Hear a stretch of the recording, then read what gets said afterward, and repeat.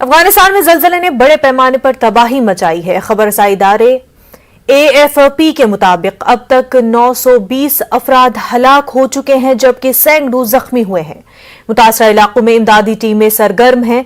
इतलात के मुताबिक Richter scale पर जलजले की शिद्दत 6.1 रिकॉर्ड की गई है, जिसमें सूबे पख्तेका सबसे ज्यादा मुतासर हुआ है। मकामी हुकाम ने खदशा जाहिर किया कि अगर मरकजी हुकूमत की तरफ से फौरी तौर पर इमरजेंसी मदद फराहम न की गई तो हलाकतों की तादाद में इजाफा हो सकता है। जलजले के झटके पड़ोसी मुल्क पाकिस्तान में भी महसूस किए गए।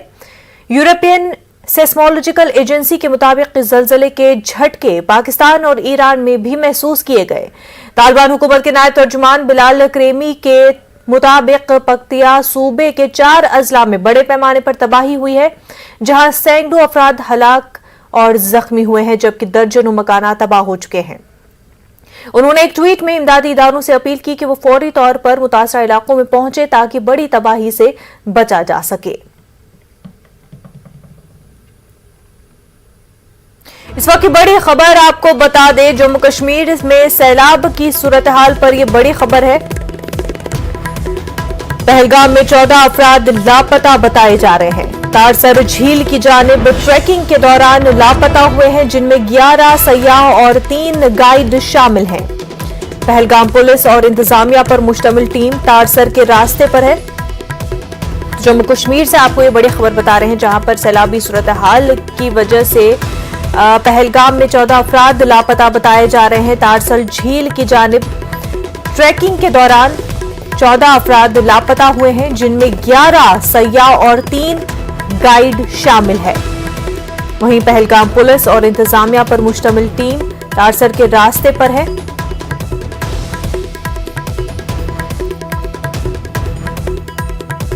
नाज़रीन, आपको बता दें कि जम्मू कश्मीर के मुख्तलिफ मकामात पर मुसलसल बारिश की वजह से सैलाबी सूरत हाल पैदा हो गई है और इस बीच पहलगाम में 14 अफराद लापता बताए जा रहे हैं। हमारे नुमाइंदे अनंतनाग से मुदस्सिर कादरी हमारे साथ जुड़ चुके हैं। अनंतनाग से वो हमें तमाम तर तफसीलात फराहम कर रहे हैं। मुदस्सिर।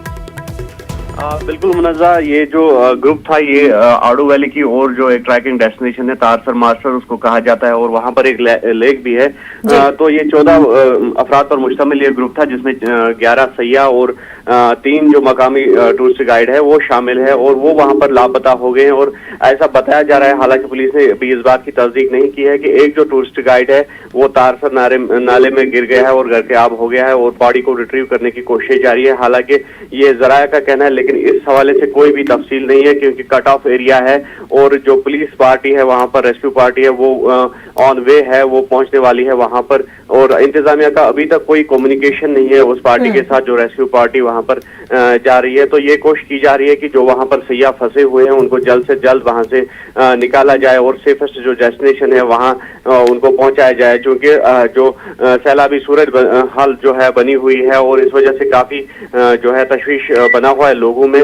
और जो ये हिली एरियाज है वहां पर जो है ताजा बर्फबारी हुई है, जैसे हमने विजुअल में भी सुबह दिखाया कि जो अमरनाथ का जो ट्रैक है वहां पर ताजा बर्फबारी हुई है और जो हिमालयन रेंज है या पीर पंचाल रेंज की अगर हम बात करेंगे तो वहां पर भी ताजा बर्फबारी हुई है। और ऐसा बताया जा रहा है कि जो ये तारसर एरिया है जो आड़ू वैली के ऊंचाई पर वाक़ा है, तो वहां पर भी ताजा बर्फबारी हुई है और जिसकी वजह से जो ये ग्रुप है सयाहों का और जो मकामी टूरिस्ट गाइड 3 इसमें शामिल है, तो उनके लिए भी काफी मुश्किलात पैदा हो गई है। फिलहाल जो तफसीलात का है वो इंतजार है और हमारा जो राबिता है वो लगातार हम इस खबर पर नजर बनाए हुए हैं और हमारा राबिता लगातार इंतजामिया के साथ बना हुआ है और जो ही इस हवाले से कोई खबर आएगी तो जरूर नाज़रीन तक पहुंचाई जाएगी। बिल्कुल मुदस्सिर, बेहद शुक्रिया आपका।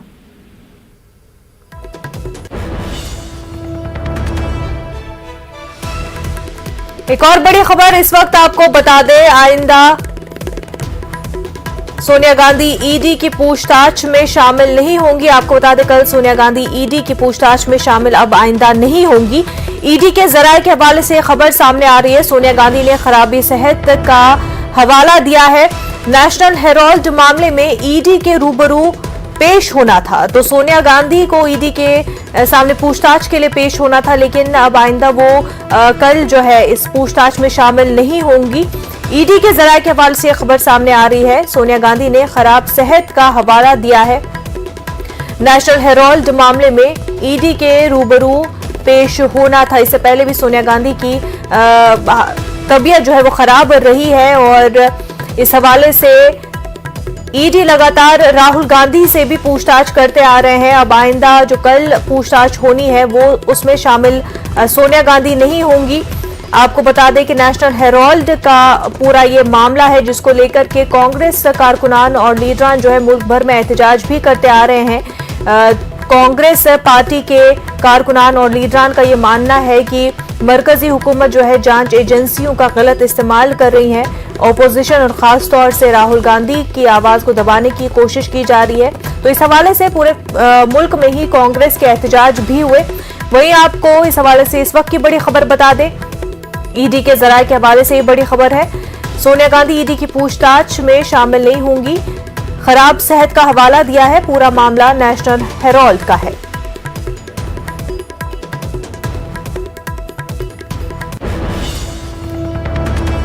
एक और बड़ी खबर इस वक्त की आपको बता दें, कांग्रेस रुकने असेंबली और काबीनी वजीर बाला साहब थोराट का बयान सामने आया है।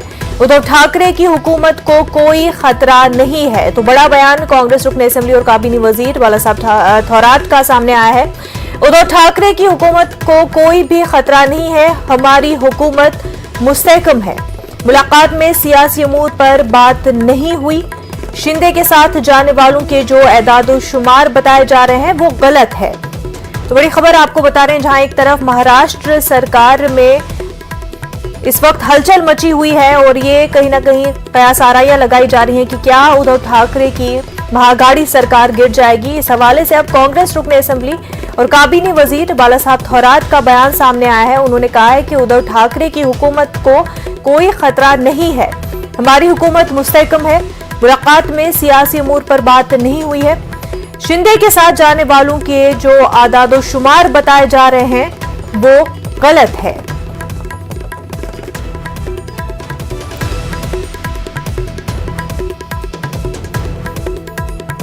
वहां हुकूमत जो कि इस वक्त काफी इंस्टेबल मानी जा रही है। हमारे साथ हमारे नुमाइंदे परवेश जुड़ चुके हैं। परवेश, जहां एक तरफ इतनी हलचल मची हुई है और ये माना जा रहा है कि कब हो सकता है कि उद्धव ठाकरे की हुकूमत गिर जाए, वहीं इस बीच बाला साहब थोराट का बयान आता है और उनका दावा है कि हुकूमत मुस्तहकम है, मजबूत है, स्टेबल है।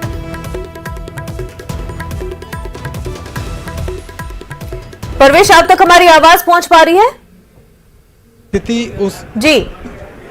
जी बिल्कुल जी सर्वेश बताएं। बाला साहब थोराट ने जो भी अपना बयान दिया हो वो बयान जिस तरह की परिस्थिति है महाराष्ट्र में, उस परिस्थिति से बिल्कुल भी मेल नहीं खाती है।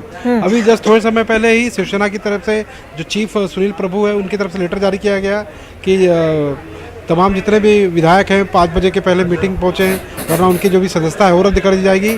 तो वहीं एकनाथ शिंदे ने भी इस व्हिप लेटर को चैलेंज करते हुए भरत गोगावले जो विधायक है शिवसेना का, उनको नियुक्त किया गया है चीफ व्हिप, और उन्होंने एक लेटर तक जारी किया है और उस लेटर में तकरीबन 34 के करीब जो विधायक है शिवसेना के, उनका सिग्नेचर तक मौजूद है। क्या कुछ मामला है और क्या स्ट्रेटेजी एकनाथ शिंदे और शिवसेना अपना रही, सीधे बातचीत करते हैं हमारे सहयोगी वसीम जी से। वसीम जी, पहले सुनील प्रभु जी का लेटर शॉर्ट किया जाता है, सोशल मीडिया के जरिए तमाम विधायकों के मेल पे भेजा गया। उसके बाद एकनाथ शिंदे की तरफ से भरत गोगावले को चीफ व्हिप नियुक्त किया जाता है। देखिए, बहुत ही बड़ी राजनीति है, क्योंकि जिस तरह से शिवसेना के जो नंबर्स हैं, उनके जो विधायकों के समर्थन के नंबर से काफ़ी कम है, और लगातार जिस तरह से 5 बजे के करीब शिवसेना ने व्हिप जारी करके सभी मंत्रियों को, सभी नेताओं को, सभी सांसदों को बुलाया है। अगर वो वहाँ नहीं पहुँचते हैं, उस पर कार्रवाई की एक बात कही गई। लेकिन इस टेक्निकली अगर इस लेटर की अगर हम बात करें तो सुनील प्रभु ने ये व्हिप जारी किया और बताया कि उन्हें एक हटाया जा रहा है। तो शिंदे ग्रुप, जिनके पास सबसे ज़्यादा मेजोरिटी है, उन्होंने इस बात का एक लेटर लिखा है। इस लेटर में 34 विधायकों की साइन है और उन्होंने इस बात का जिक्र किया है कि 2019 में जब सरकार बनी थी, उस दौरान जो विधायक दल का नेता चुना गया था, उसके नाते वो अब भी हैं, और जो अजय चौधरी हैं, जिनको उनकी जगह पे लाया गया, नियुक्ति किया गया, ये संविधान के खिलाफ है, क्योंकि अभी तक उन्होंने अपने पद से इस्तीफा नहीं दिया। और जो मेजोरिटी की बात है तो शिवसेना के 34 विधायकों की सिग्नेचर है। तो मैं विधायक दल का इस वक्त नेता हूं और मुझे इतनी अथॉरिटी है कि मैं किसी को चीफ व्हिप बना सकता हूं। तो मैं सुनील प्रभु को हटाता हूं और वहां से हटाने के बाद भरत गोगावले जो उनके साथ मौजूद है, विधायकों के समर्थन के साथ, उन्हें चीफ व्हिप बनाया गया। यानी टेक्निकली ये लेटर विधान भवन में उपाध्यक्ष को भेजा गया है। उनके जो सेक्रेटरी हैं उन्होंने इस लेटर को स्वीकारा है। साथ ही इस बात का भी जिक्र किया गया है खास करके लेटर में कि कहीं ना कहीं महाविकास आघाड़ी में जिस तरह से दो मंत्री थे नवाब मलिक और अनिल देशमुख, इनके खिलाफ भी जो मामले दर्ज हुए थे उसमें साफ तौर पर उन्होंने पल्ला झाड़ते हुए ये बताने की कोशिश की है कि एक पर दाऊद के साथ काम करने का, उनके साथ मदद करने का आरोप लगा, दूसरा जेल में अनिल देशमुख, इनसे हमारा कोई लेना देना नहीं, इस तरह की बातें साफ तौर पे दिखाई दे रही है। तो दोनों ही तरफ से, शिवसेना की तरफ से एक तरफ ये प्लान बनाया जा रहा है किसी भी तरीके से विधायकों के जो पावर है उसको कट किया जाए और नए लोगों को वहाँ पे नियुक्ति किया जाए। तो वहीं पे जिस तरह से मेजोरिटी शिंदे ग्रुप के पास साफ तौर पर दिखाई दे रही है और वो प्रेशर बनाने की कोशिश साफ तौर पर यहाँ पे शिवसेना में दिखाई दे रही है। जी क्या एक लाइन में कह सकते हैं कि इस समय एकनाथ शिंदे का पलड़ा जो है शिवसेना पर अकेले भारी पड़ रहा है? जी जरूर, जिस तरह से कहा गया है कि जिसकी ताकत मेजोरिटी इसका उसके बाद ताकत, इस वक्त शिंदे ग्रुप के पास बड़ी मेजोरिटी दिखाई दे रही है। यही वजह है कि वो शिवसेना है, इस तरह की बातें साफ तौर पे दिखाई देने लगी हैं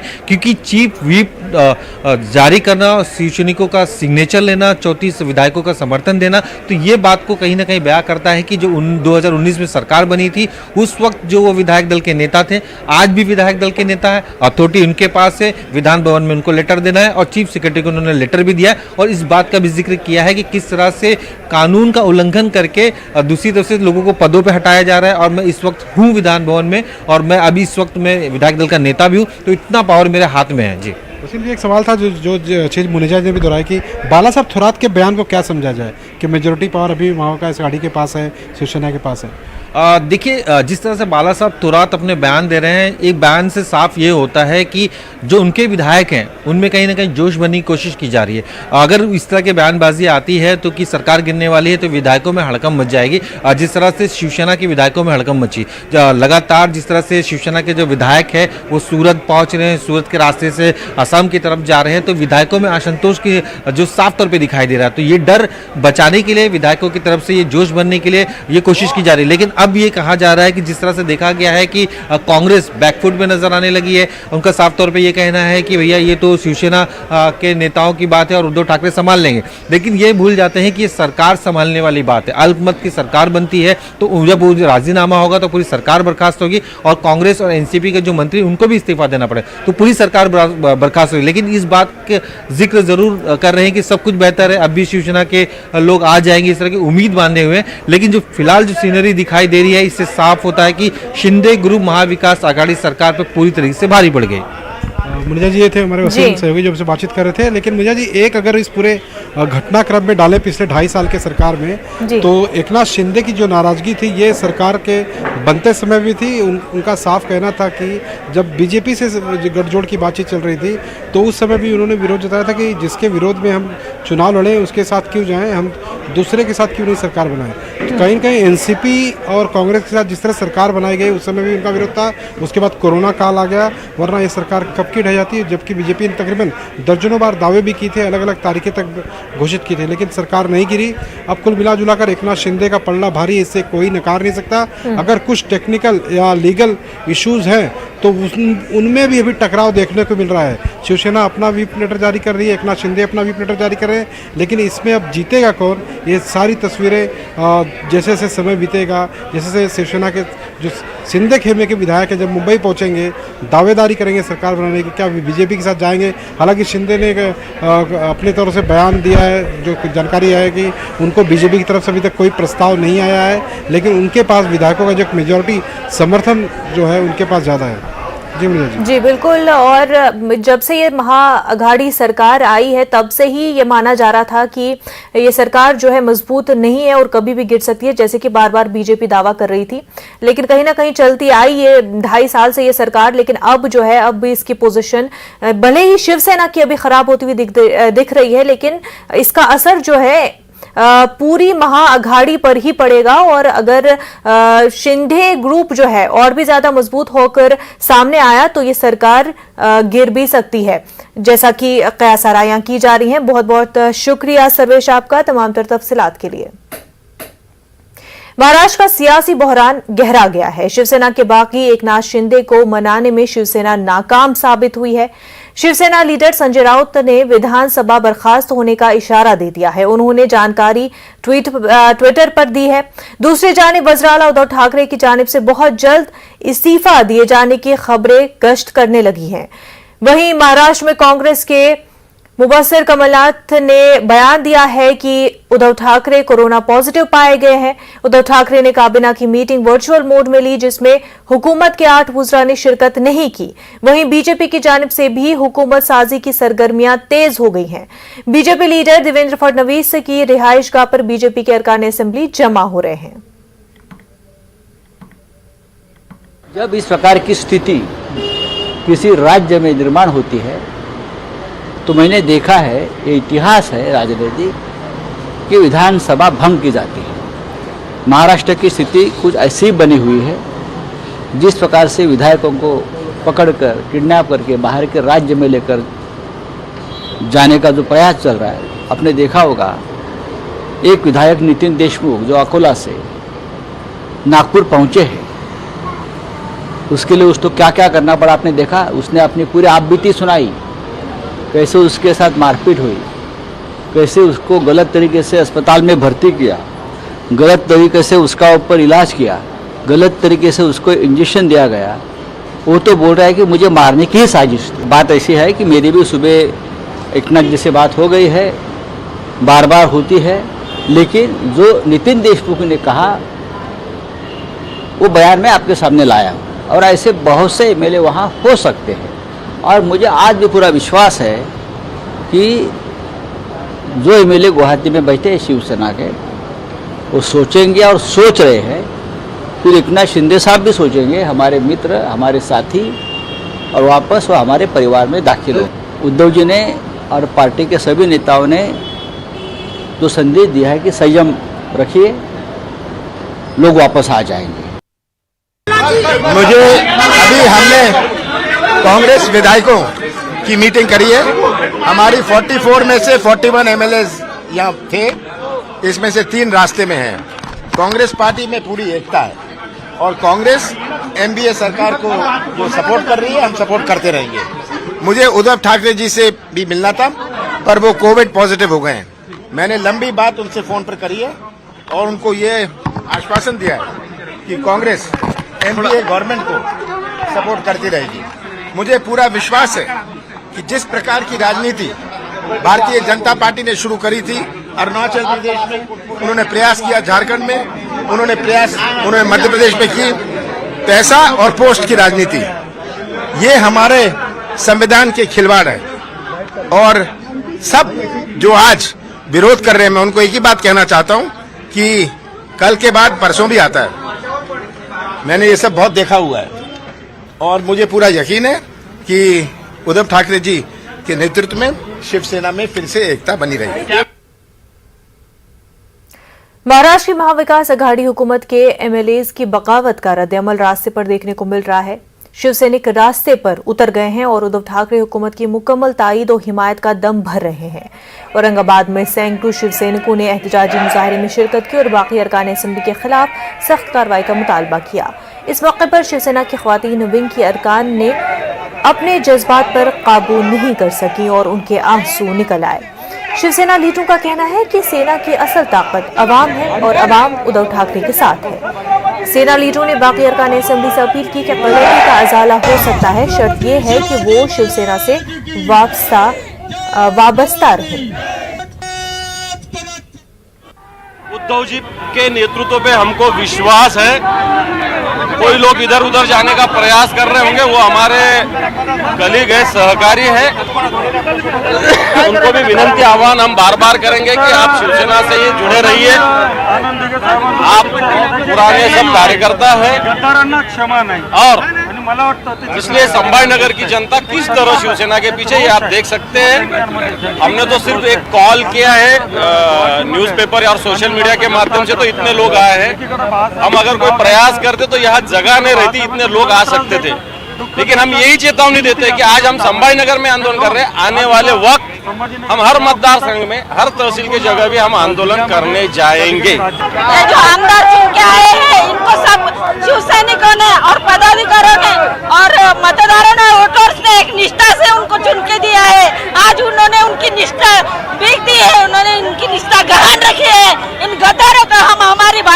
निषेध करते हैं। इन गद्दारों को कड़ी से कड़ी सजा दी जाए। हम तुम्हारे साथ आदरणीय बाला साहब ठाकरे और उद्धव साहब, आप हमारे पक्ष प्रमुख है और बाला साहब के विचारों पे शिवसेना चलती है।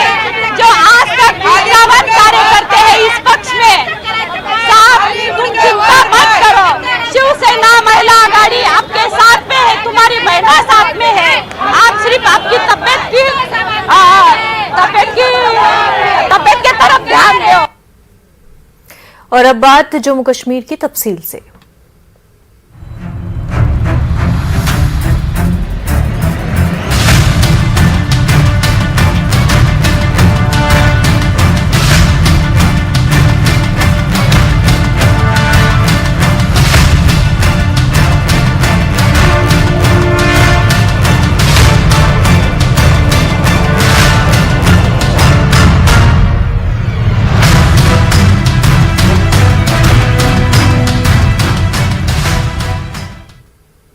मूसलाधार बारिश के बाद बिमना श्रीनगर में बांध टूट जाने की वजह से सैलाबी सूरत हाल पैदा हो गई। कई रिहायशी मकानात ज़ेरे आब आ गए।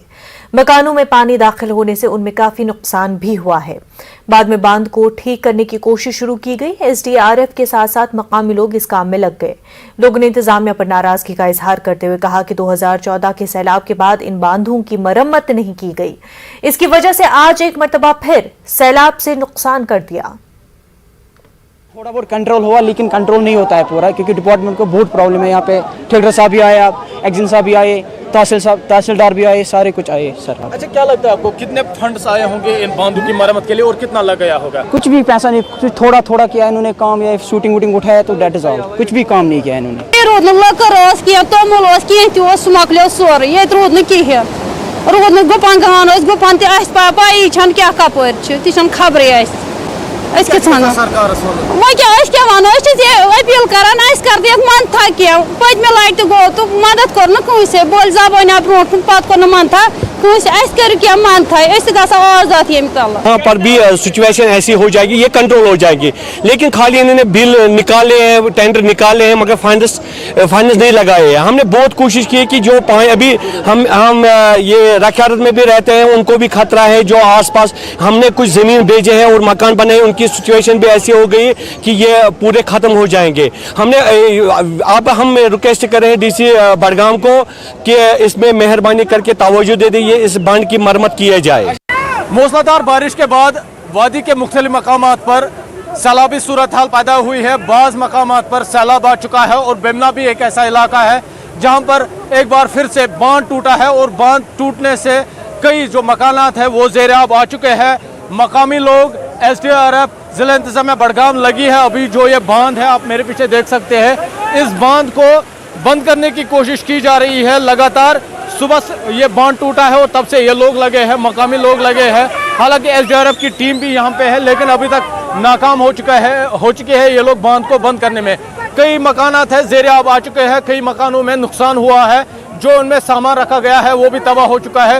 लोग काफ़ी नाराज है। लोगों से हमने बात की, उनका कहना है 2014 में जब सैलाब आया था तब बिमना एक ऐसा इलाका था जहाँ तबाही बर्पा हुई थी, लेकिन उसके बाद इंतजामिया ने काफ़ी सारे फंड्स दिए इन बांधों की मरम्मत के लिए, ये बांध ठीक करने के लिए। लेकिन हालत अब देखिए, ये बांध फिर से टूट गए हैं। वजह यह है जो पैसे इस पे लगाने थे वो नहीं लगाए गए हैं। एक बार फिर से जो बिमना है, बिमना के कई मकानात ज़ेरे आब आ चुके हैं, कई मकानात में नुकसान हो चुका है। इंतजामिया, मकामी लोग लगातार कोशिश करें इस बांध को बंद करने की, लेकिन अभी तक नाकाम हो चुके हैं। Z18 उर्दू के लिए बिमना से मैं आबिद हुसैन।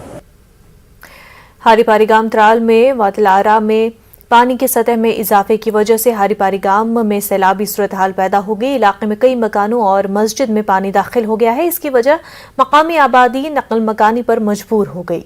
लोगों ने बताया कि कई बार महकमे फ्लड कंट्रोल को नाले पर नाजायज तजावुजात हटाने और नाले की कुशादगी करने की मांग की गई थी, लेकिन महकमे ने कोई इकदाम नहीं उठाया। इसकी वजह से आबादी को हमेशा खतरा लाहक रहता है। उन्होंने नाले की कुशादगी और नाजायज तजावुजात हटाने की मांग की। घर 10-15 वो बसान ये आड़ किस बठिस पे यम सात बारिश वसान मामूली बारिश वसान सहलाबस मज हेन न बचाव गुपन कड़नुक न इंसान कड़नुक करे वारिया लट गवर्नमेंटस फ्लड वालन अपील मगर तिमो नी कुछ किस्म का एक्शन लिहाजा कर गवर्नमेंटस अपील अस करो कह चार ये युस जन बचा तो सोन माल जान तो सोन औलाद बचान अपील गई डी साहबस डी साहबस आर्डस कर कलवान जनाब तिमो दी कह एक्शन अत नतीज द्राव वन आज जरगस मज जनाब मोहतरम बह रंगीन आबस मज न कुन दर न कुन देवार लिहाजा यह अपील अस गोस बंद गन बे कलवान गन ताकि कढ़ो कांदो ये दुनिया मज आराम से। बांडीपुरा में कई रोज से लगातार बारिश का सिलसिला जारी रहा। इस बीच सरहदी खित्ते गुरेज में ताज़ा बर्फबारी हुई। इतलात के मुताबिक गुरेज के पहाड़ों पर ताज़ा बर्फबारी के अलावा राजान टॉप पर भी ताज़ा बर्फबारी हुई है। सरहद तहसील तुलेल के बड़ुगाम, बड़ुआब और चकावली समेत दीगर इलाकों में भी ताज़ा बर्फबारी की इतला है। उधर खराब मौसम के चलते आज जिले में मिडिल सतह पर तमाम तालीमी इदारे बंद रहे। दिनों से यहाँ पर बारिशों का सिलसिला जो वो जारी है। कल रात से यहाँ पर ज़बरदस्त बारिशें हो रही थी। पहाड़ों में बर्फबारी भी हुई है। तिलेल के मुख्तलिफ इलाकों में बर्फबारी अभी भी जारी है। चकवली हो, मैदानी इलाके जैसे तिलेल के हैं, वहाँ पर बर्फबारी जारी है। राजधान टॉप में भी ताज़ा बर्फबारी हुई है, जिसकी वजह से ठंड काफ़ी बढ़ चुकी है।